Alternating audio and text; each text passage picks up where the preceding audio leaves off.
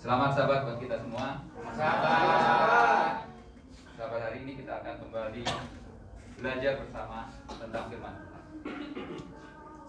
Pelajaran kita sahabat ini adalah sambungan dari beberapa pelajaran yang kita pernah dengar bersama-sama di hari Rabu dan di hari Sabat atau hari Rabu yang lalu juga.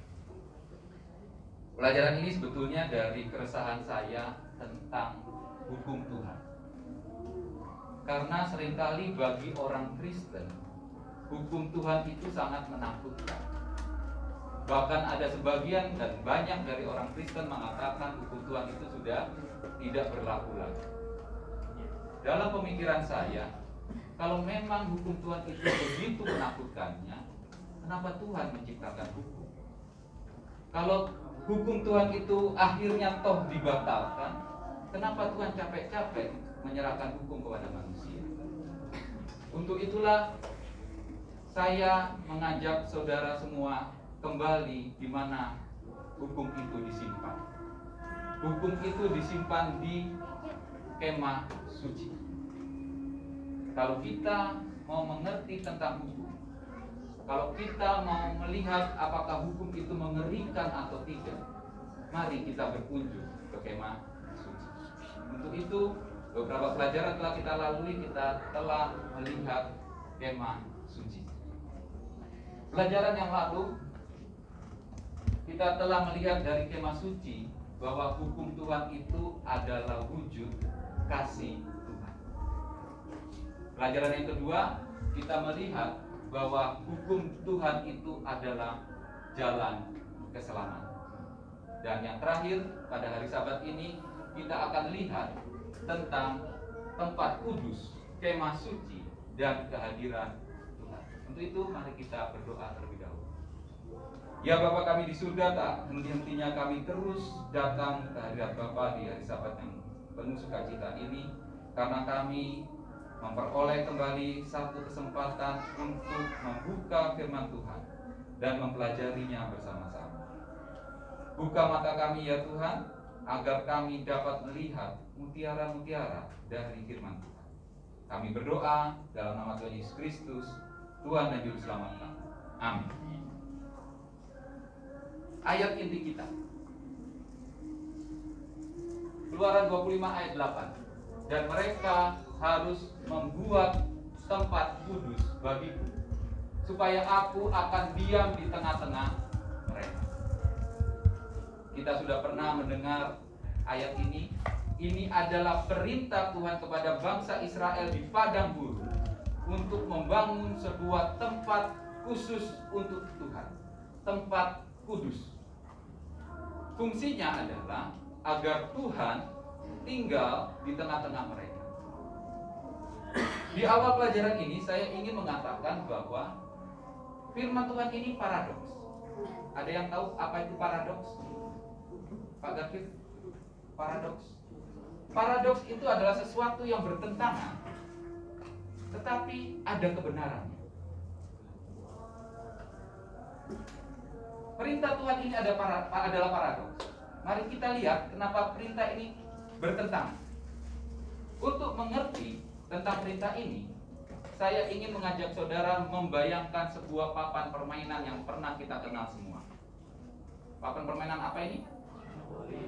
Kalau Hiro bilang ini papan catur kan? Jadi papan monopoli. Kalau kita pernah main papan monopoli, pasti kita kenal dengan tokoh-tokohnya. Ada si meriam, si mobil, si sepatu, si gerobak. Itulah alat untuk memainkan monopoli.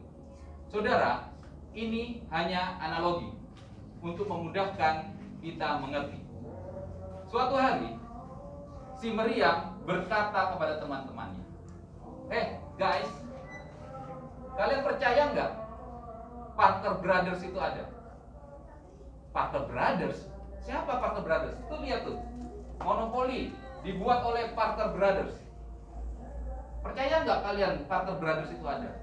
Kenapa rupanya, kata teman-temannya. Si meriam bilang, aku ini tiap hari, tiap minggu, tiap tahun keliling ini dunia monopoli ini.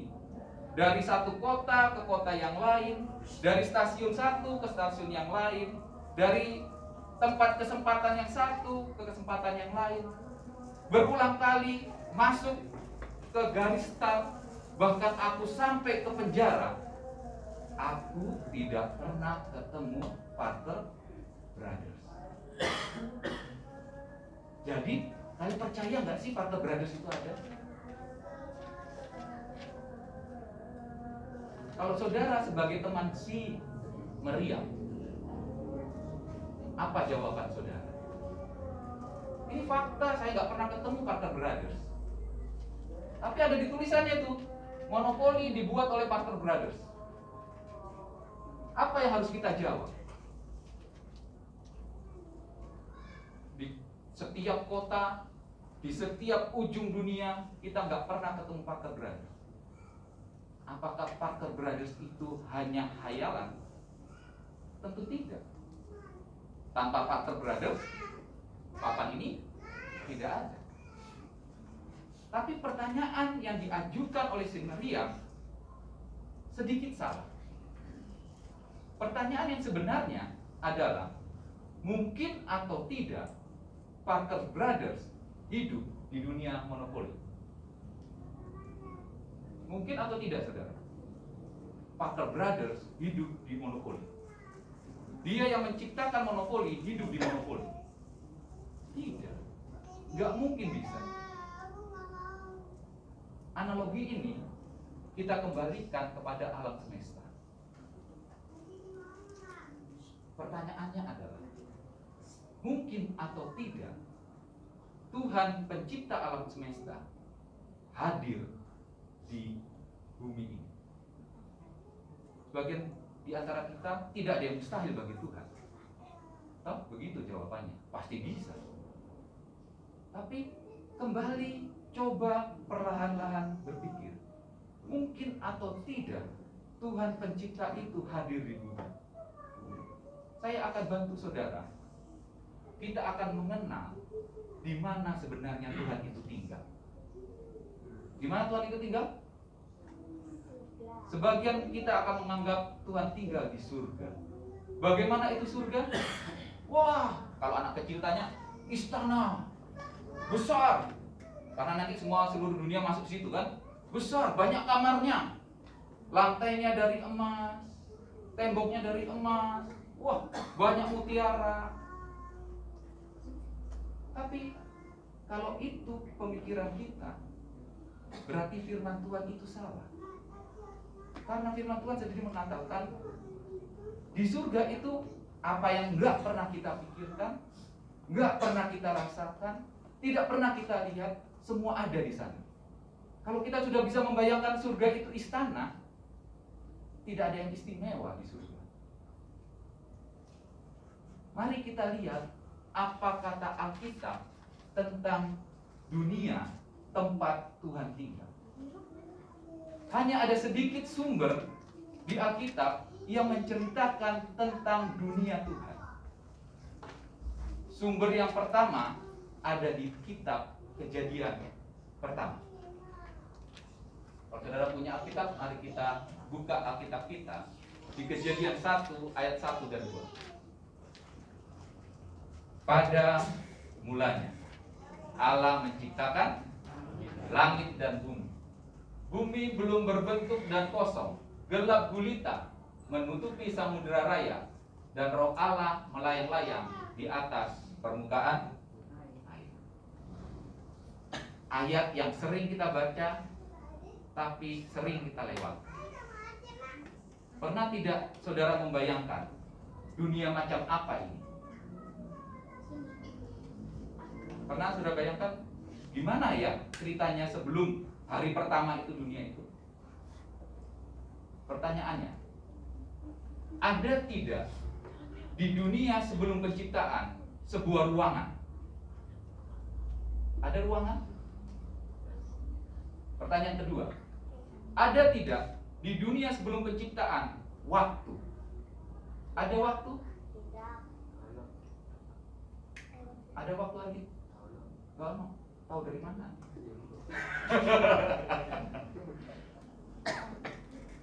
Ada waktu enggak? Ada ruang enggak di dunia sebelum penciptaan?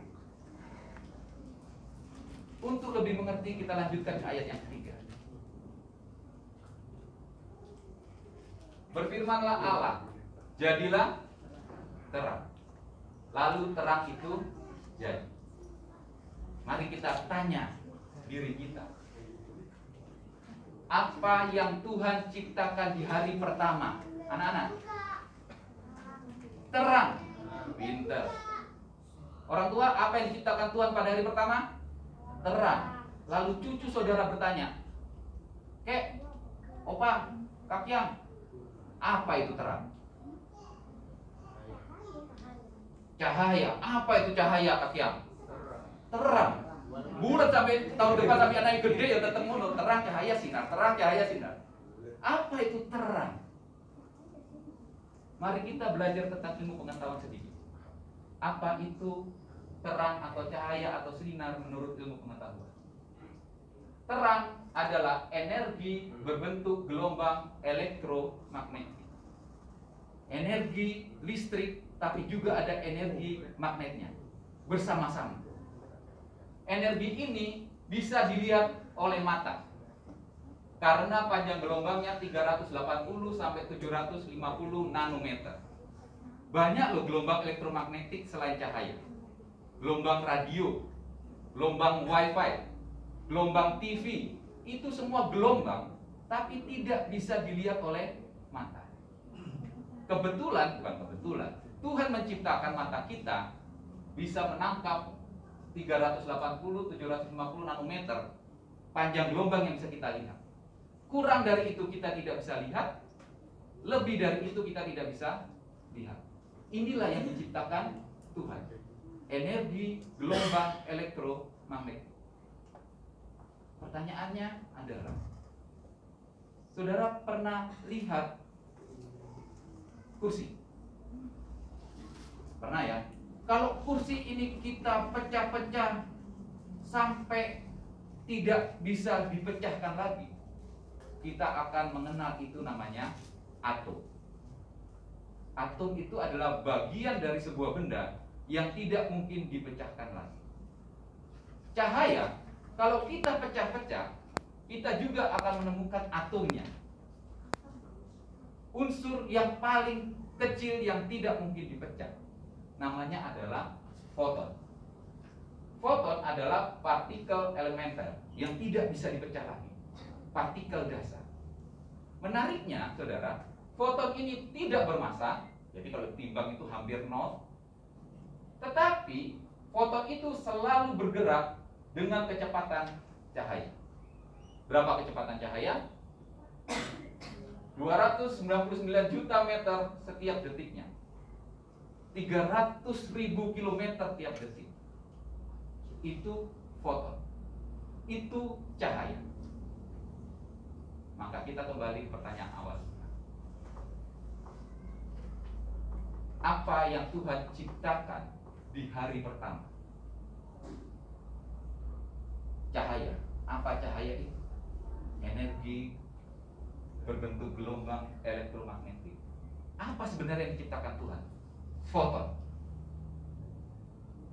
Supaya lebih jelas, saudara, kalau kita berbicara foton, kita berbicara sesuatu yang bergerak. Apa satuan dari kecepatan? Huri, naik sepeda motor, piro hur kecepatannya hur? Kilometer aja satuannya? Per menit PPT. Kilometer per jam. Kalau kita berbicara benda yang bergerak, pasti akan berbicara tentang kilometer dan jam.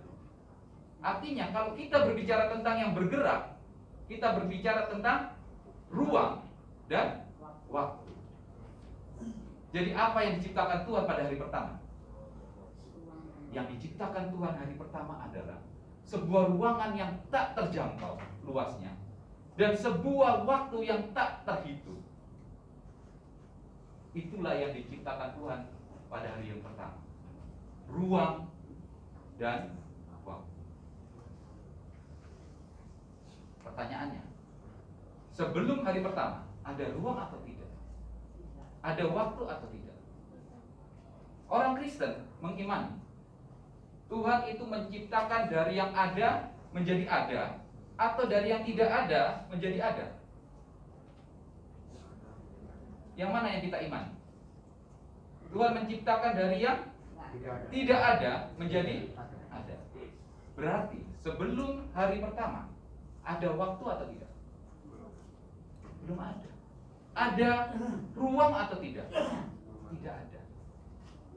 Tempat di mana tidak ada waktu, tidak ada ruang, itulah yang kita sebut kekekalan.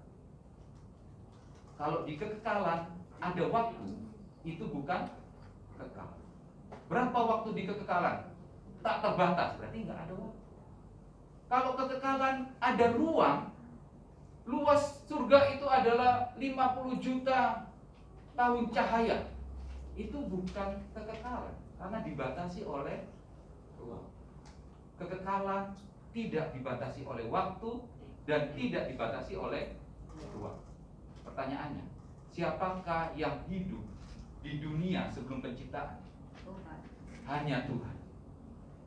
Berarti Tuhan adalah suatu sosok yang tidak dibatasi oleh ruang dan setuju saudara? Seberapa besar itu Tuhan? Nggak bisa kita ukur karena tidak dibatasi oleh ruang. Berapa umur Tuhan? Nggak bisa kita hitung karena tidak dibatasi oleh waktu.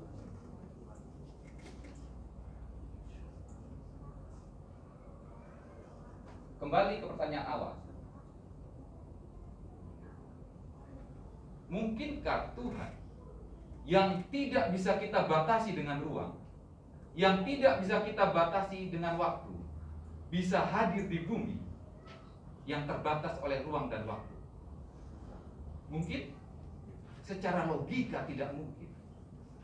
Mungkinkah saudara memasukkan mobil ke dalam sebuah kotak obat? Nggak bisa, nggak cukup dimensinya. Tetapi Tuhan berfirman, mereka harus membuat tempat kudus bagiku. Supaya apa? Supaya aku hadir di bumi. Paradoks. Kenapa paradoks? Bertentangan, nggak mungkin terjadi. Tetapi ini firman Tuhan. Pasti bisa. Tapi bagaimana caranya Tuhan tinggal di bumi yang terbatas ini? Itu pertanyaan. Mari kita lihat pelan-pelan detil dari ayat ini dengan mengajukan beberapa pertanyaan. Guri, Tuhan berfirman, "Hei orang Israel, buat tempat kudus bagiku supaya aku diam di tengah-tengah mereka."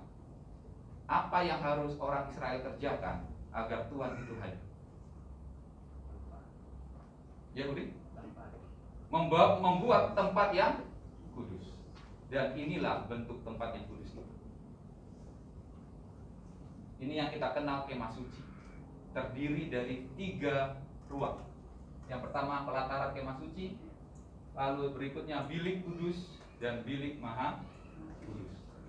Kemah suci itu dilengkapi dengan beberapa perlengkapan.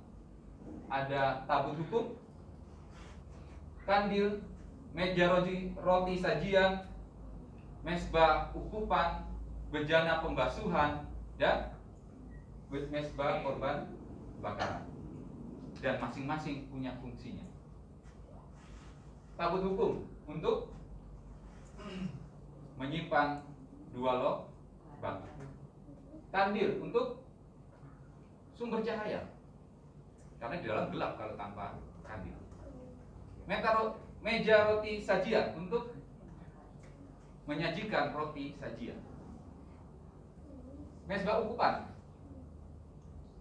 menghasilkan asap atau uap dari persembahan ukupan. Bejana pembasuhan untuk membasuh kaki dan tangan imam yang sedang melaksanakan tugas. Mezbah korban bakaran untuk membakar korban bakaran. Inilah yang harus dibangun oleh orang Israel supaya Tuhan tinggal. di tengah-tengah mereka. Menariknya saudara, orang Yahudi sampai hari ini menganggap bahwa kemah perjanjian ini atau kemah suci ini adalah gambaran sebuah wajah. Beberapa ayat yang menurut mereka mendukung anggapan itu adalah Ulangan 16 ayat 16. Saya akan bacakan dari bahasa literalnya. 3 kali setahun setiap orang laki-laki di antaramu harus dilihat wajah Tuhan Allahmu ke tempat yang akan dipilihnya. Janganlah ia dilihat wajah Tuhan dengan tangan yang hampa. 3 kali setahun maksud saya, orang Yahudi, orang-orang Israel saat itu harus ke Yerusalem, ke bait Tuhan, untuk mengadakan perayaan di sana. Tetapi penulis menuliskan untuk dilihat wajah Tuhan. Bait suci, kemah suci bagi mereka adalah sebuah wajah. Pertanyaannya, bisakah kita melihat bait suci ini seperti sebuah wajah? Paling gampang melihatnya kandil dan roti sajian. Itu bagaikan mata. Kandil menyediakan cahaya, mata menangkap cahaya. Roti sajian menyajikan sesuatu, mata melihat apa yang disajikan. Gampang lihatnya. Oh iya ya. Tapi bisa nggak kita lihat mezbah ukupan itu hidup? Dari mana mezbah ukupan itu hidup? Ya kebetulan saya taruh di tengah. Nah kalau saya taruh di sebelah kanan, maka hidungnya di kanan. Bisa nggak kita melihat mezbah ukupan itu adalah sebuah hidup, gambaran sebuah hidup? Mari kita buka Alkitab kita. Mazmur 141 ayat 2. Firman Tuhan berkata, biarlah doaku adalah bagimu seperti persembahan ukupan. Apa yang bisa kita simpulkan? Doa itu seperti persembahan ukupan. Ayat selanjutnya, Rata-rata 3 ayat 55 sampai 56. Saya bacakan dari literalnya. Ya Tuhan, aku memanggil namamu. Kira-kira kalau ada manusia memanggil nama Tuhan, ia sedang apa yang ia sedang lakukan? Kalau Pak Posuma senior sedang memanggil nama Tuhan, kita tahu Pak Posuma lagi ngapain? Berdoa. Ini sedang berdoa. Ya Tuhan, aku memanggil namamu dari dasar lubang yang dalam. Engkau mendengar suaraku. Janganlah kau tutupi telingamu terhadap nafasku. Apa yang bisa kita simpulkan? Doa adalah nafas manusia. Kalau kita sandingkan dua ayat ini, maka kita bisa lihat asap ukupan itu adalah lambang dari sebuah doa. Bukankah itu yang kita imani? Asap ukupan adalah doa. Asap ukupan dihasilkan dari mezbah ukupan. Nafas dihasilkan dari hidup. Lalu kita bisa lihat mezbah ukupan itu adalah gambaran dari hidup sebuah wajah. Kita melangkah ke perlengkapan selanjutnya. Hosea 14 ayat 2 dari terjemahan literal. Bawalah sertamu perkataan dan berbaliklah kepada Tuhan. Katakanlah kepadanya, singkirkanlah segala kesalahan dan terimalah kami dengan penuh kebaikan. Kami akan membayar dengan anak-anak lembu ucapan bibir kami. Perkataan manusia itu bagaikan korban bakar. Oleh karena itu ketika bangsa Israel tidak lagi memiliki tempat kudus, mereka tidak diwajibkan lagi membawa lembu-lembu dan korban-korban bakaran. Mereka cukup berdoa. Doa, perkataan mulut menggantikan korban bakaran. Amsal 18 ayat 4. Perkataan mulut orang adalah seperti air yang firman Tuhan katakan, Perkataan kita ini bagaikan air. Kita lihat ke atas. Dari manakah perkataan mulut itu berasal? Dari mulut. Kalau kita melihat korban bakaran di kemah suci, di manakah itu diletakkan? Di mezbah korban bakaran. Perkataan mulut berasal dari mulut, juga dilambangkan sebagai air. Di manakah air di kemah suci? Di bejana pembasuhan. Oleh karena itu, mezbah korban bakaran dan bejana pembasuhan adalah gambaran sebuah mulut dari sebuah wajah. Tinggal satu, saudara. Tabut perjanjian. Apa fungsinya? Menyimpan hukum Tuhan. Di mana di wajah kita tempat menyimpan hukum Tuhan? Pikiran. Apa kata firman Tuhan? Mazmur 119 ayat 11. Dalam hatiku aku menyimpan janji-janjimu. Di mana disimpan firman Tuhan? Pikiran, di hati. Ayat selanjutnya, Yeremia 31 ayat 33. Aku akan menaruh Tauratku dalam batin mereka dan menuliskannya dalam hati mereka. Di mana firman Tuhan disimpan di tubuh kita? Di pikiran. Maka kita lihat tabut hukum itu adalah gambaran sebuah pikiran dari wajah. Maka kita lihat struktur dari kemah suci ini adalah gambaran sebuah wajah.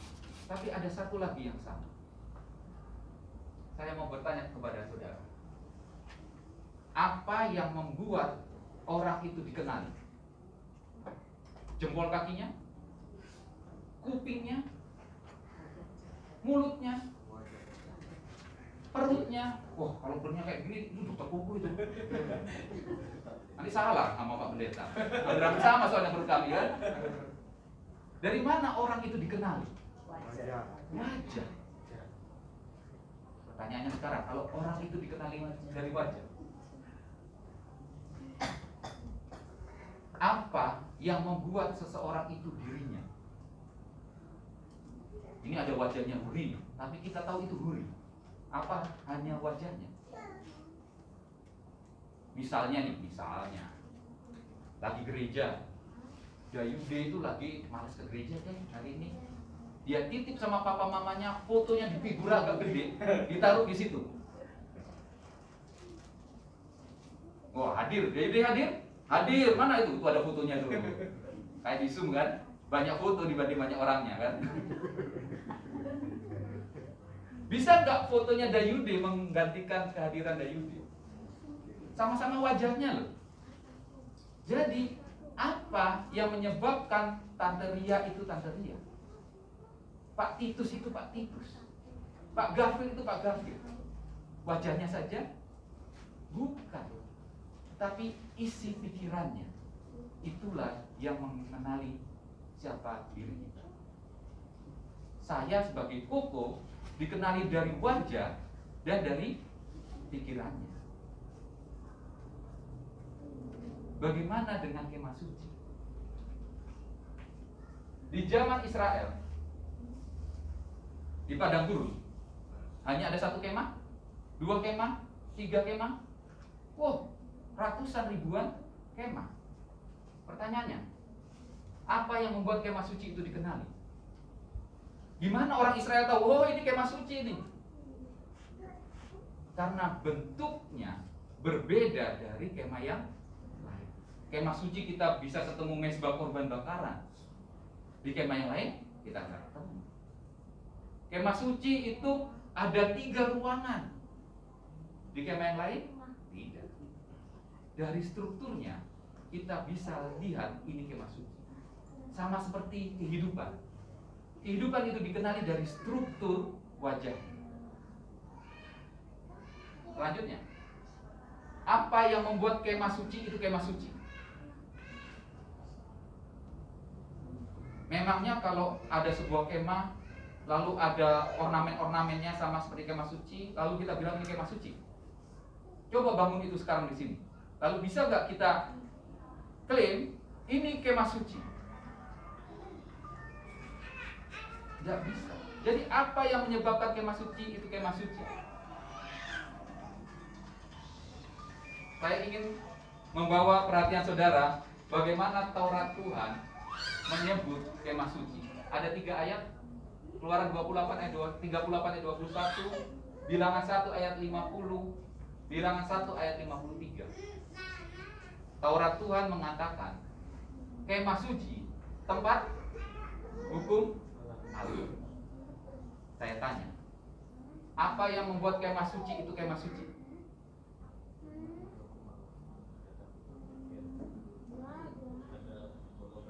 Ada 2 loh batu, karena kemah suci itu harus menjadi tempat penyimpanan hukum Allah. Kalau kemah sucinya lengkap tapi tidak ada hukum Allah di dalamnya, kita sebut itu kemah suci? Bukan. Bukti yang lain. Bilangan 9 ayat 15. Pada waktu berdirinya kemah suci, segumpal awan menutupi kemah suci, yaitu kemah kesaksian. Kenapa kemah suci disebut kemah kesaksian? Jawabannya ada di Keluaran 26 ayat 34. Haruslah engkau memasang tutup pendamaian di atas tabut kesaksian. Kemah suci disebut kemah suci atau kemah kesaksian karena menyimpan tabut kesaksian. Pertanyaannya lagi, kenapa disebut tabut kesaksian?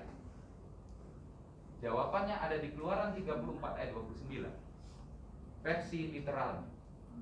Ketika Musa turun dari Gunung Sinai, kedua loh kesaksian ada di tangan Musa. Kenapa tabut itu disebut tabut kesaksian? Karena menyimpan 2 loh kesaksian. Pertanyaan kita, apa yang membuat kemah suci itu kemah suci? Hukum Tuhan. Jadi sama seperti wajah seseorang, wajah sebuah kehidupan dikenali dengan wajah dan isi pikirannya. Kemah suci juga dikenali melalui struktur dan hukum Taurat yang ada di dalam. Maka kita bisa lihat kemah suci adalah gambaran sebuah wajah. Kemah suci dengan 2 loh batu sebagai pusatnya itu adalah gambaran sebuah kehidupan di mana pikirannya yang berisikan hukum Taurat adalah pusat kehidupan. Ini konsep yang harus kita mengerti.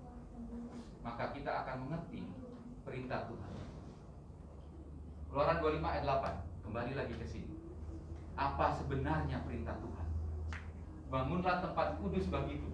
Tuhan meminta membangun kemah suci yang berisikan 2 loh batu. Apa sebenarnya yang Tuhan inginkan? Kemah suci saja? Sebetulnya Tuhan ingin meminta bangsa Israel untuk membangun kehidupan dengan pikiran yang diisi dengan hukum Taurat. Pertanyaannya adalah, wajah atau kehidupan siapa yang harus dibangun? Perintah Tuhan ini menyuruh siapa?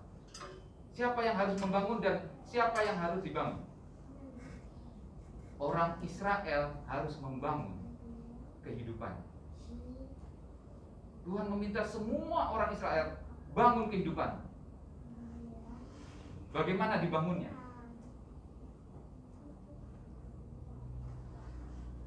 Dibangun seperti kemah suci yang pusatnya adalah hukum Tuhan.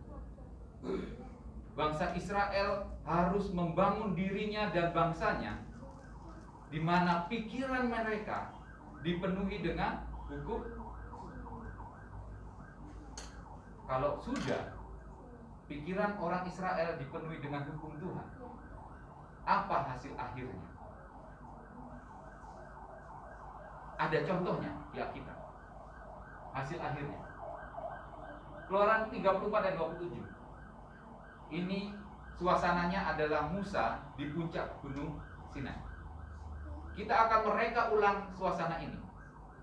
Dan reporter kita adalah saudara Reja.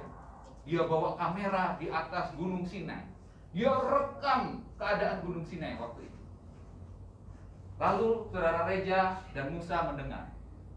Berfirmanlah Tuhan kepada Musa, tuliskanlah segala firman ini, sebab berdasarkan firman ini telah kuadakan perjanjian dengan engkau dan dengan Israel. Pak Reja, kalau ada suara Tuhan, tuliskanlah Musa. Kira-kira apa yang dikerjakan Musa? Menulis. Pasti adegan selanjutnya Pak Reja akan menangkap bahwa Musa sedang menulis. Ayat selanjutnya. Dan Musa ada di sana bersama Tuhan berapa lama? 40 hari 40 malam. Ngapain mereka? Musa di sana? Menulis.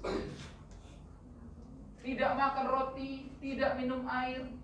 Yang ia kerjakan hanya menuliskan pada loh itu segala perkataan perjanjian, yakni ke-10 firman. 40 hari 40 malam Musa memahat di 2 loh.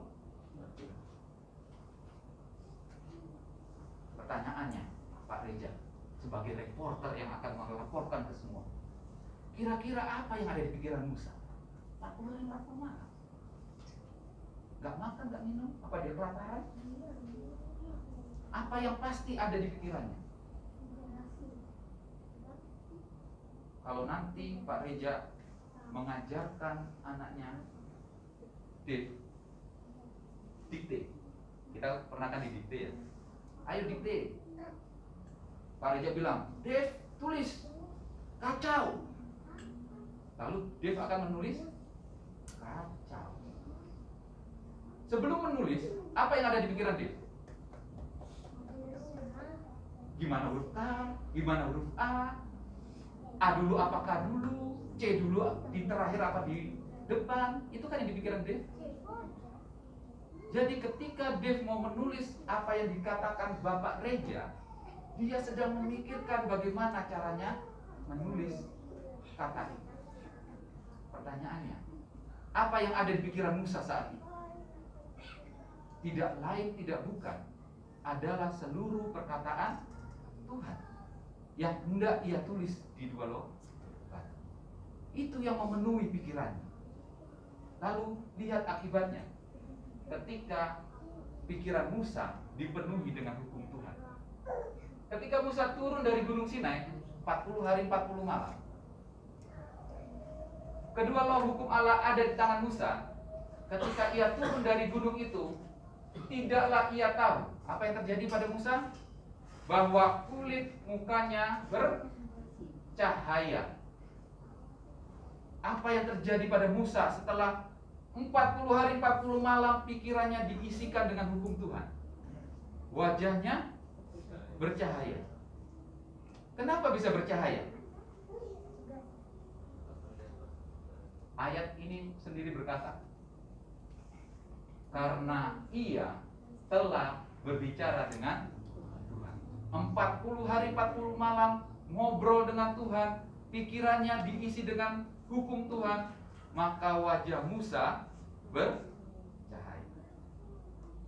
Wajah yang bercahaya itu wajahnya siapa sebetulnya? Wajah Tuhan. Buktinya apa? Ketika orang Israel berhadapan dengan Tuhan, mereka ketakutan. Hal yang sama terjadi ketika orang Israel berhadapan dengan Musa dengan wajahnya yang bercahaya. Mereka ketakutan. Ketika pikiran Musa diisi penuh dengan hukum Tuhan, wajah Tuhan yang dipancarkan, kehidupan Tuhan yang dipancarkan, maka kita bisa menjawab pertanyaan awal kita. Bagaimana hasil akhirnya jika bangsa Israel pikirannya diisi dengan hukum Tuhan? Maka wajah orang itu akan memancarkan wajah Tuhan. Hidup orang itu adalah kehidupan Tuhan. Pertanyaan terakhir dari sesi ini. Kalau pikiran seluruh orang Israel dipenuhi hukum Taurat, apa yang terjadi? Misalnya saja Skorjo inilah wilayah bangsa Israel. Dari yang kecil sampai yang tua, pikirannya diisi penuh dengan hukum Taurat. Apa yang terjadi? Saya ke pasar, ketemu penjual yang kepalanya diisi dengan hukum Taurat. Saya melihat wajah Tuhan. Saya ke puskesmas mau berobat, ketemu dokter dan perawatnya yang isi kepalanya hukum Tuhan. Saya ketemu dengan wajah Tuhan. Di mana-mana saya akan bertemu dengan Tuhan. Oleh karena itu firman-Nya berkata, kalau orang Israel membangun hidupnya dengan pikirannya diisi penuh dengan hukum Tuhan, maka aku akan diam di tengah-tengah mereka. Kemanapun mereka pergi, mereka akan bertemu dengan.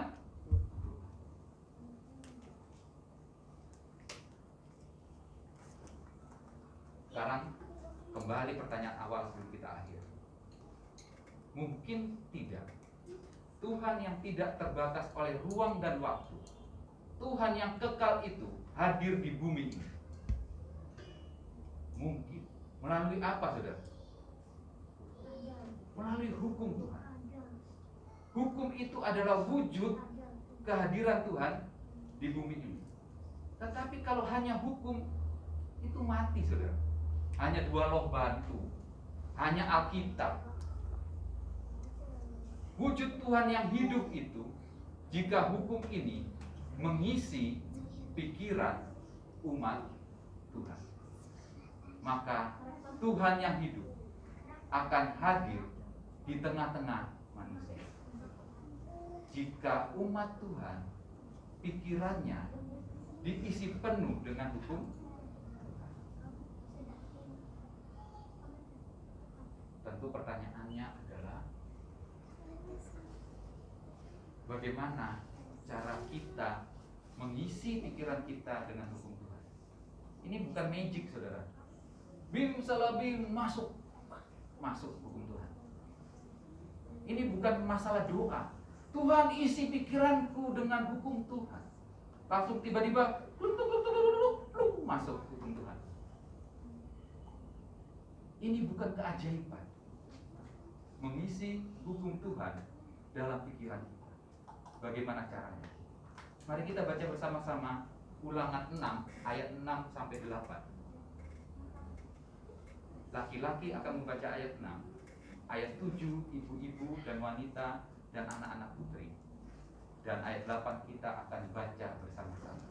Kalau tidak lihat di depan, saudara boleh buka Alkitabnya. Ulangan 6 ayat 6 sampai 8. Sudah menemukan? Bisa kita baca? Bapak-bapak dan anak-anak pria. Ulangan 6 ayat 6, sama-sama. Apa yang kuperintahkan kepadamu pada hari ini haruslah engkau perhatikan. Ayat 7 ibu-ibu. Haruslah engkau mengajarkannya berulang-ulang kepada anak-anakmu dan bicarakannya apabila engkau duduk di rumahmu, apabila engkau sedang dalam perjalanan, apabila engkau berbaring, dan apabila engkau bangun. Sama-sama ayat 8. Haruslah juga engkau mengikatnya sebagai tanda pada tanganmu, dan haruslah itu menjadi lambang di dahimu. Pertanyaannya, bagaimana memasukkan hukum Tuhan itu ke dalam pikiran kita, dalam hidup kita? Yang pertama, haruslah engkau mengajarkannya. Gimana mengajar hukum? Pak Gafir, gimana mengajar hukum, Pak Gafir? Berdiri di depan sini, gitu kira-kira? Jadi pendeta supaya bisa mengajar hukum? Gak semua orang bisa kalau begitu. Jangan-jangan gak semua orang bisa ngisi pikirannya dengan hukum Tuhan. Gak semuanya orang bisa kayak Pak Gafir, bisa mengajar seminar hukum, ya kan? Apa ini perintahnya Tuhan ini hanya untuk Pak Gafir, Pak Pendeta yang suka ngajar gitu kan? Ibu Ria, Gimana caranya mengajarkan anak Huria dulu memasak nasi?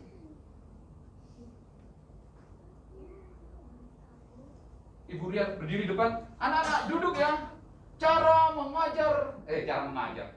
memasak nasi. 1, siapkan air. Ukur airnya ya. 2, jangan lupa beli berasnya. Kan gitu, itu kan ngajar. Apa seperti itu Bu Ria ngajarnya?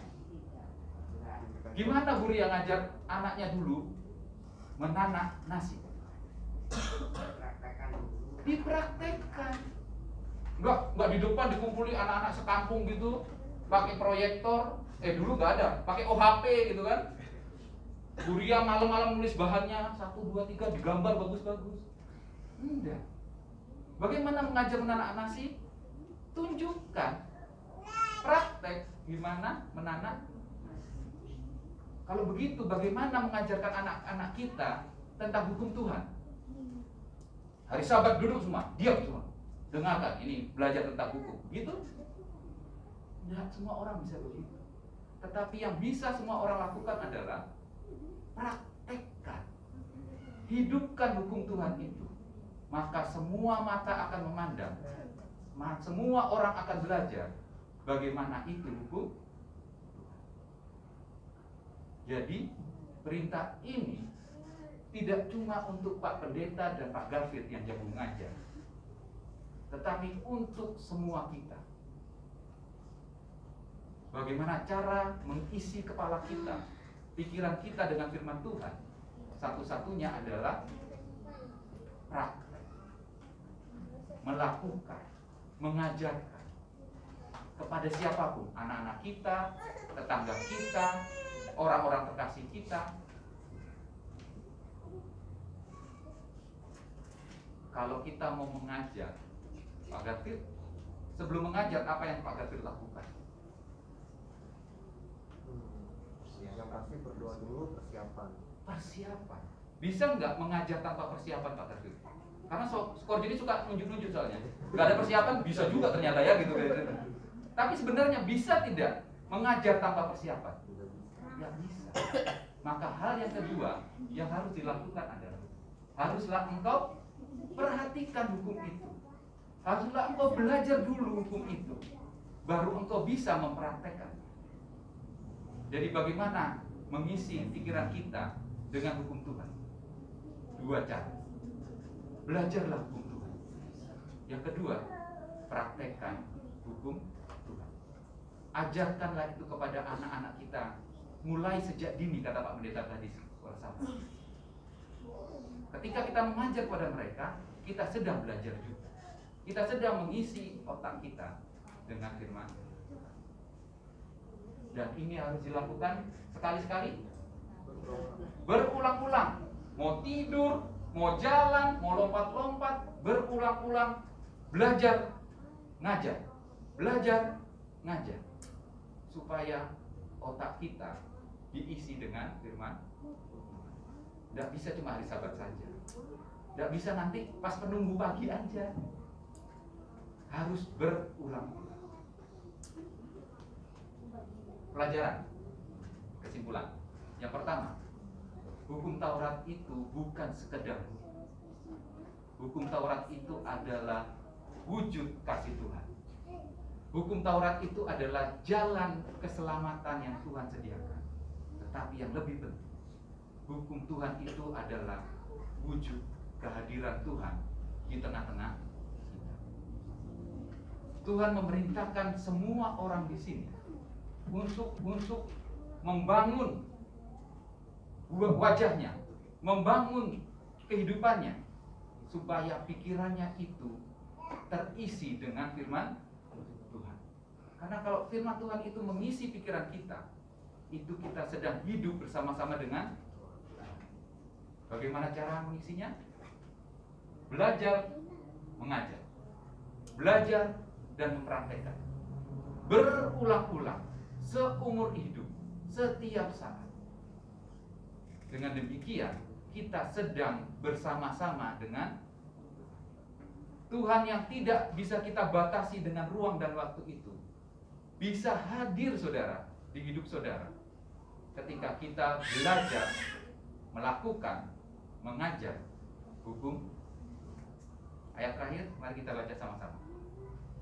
Imamat 16 ayat 3, 11 dan 12. Sama-sama.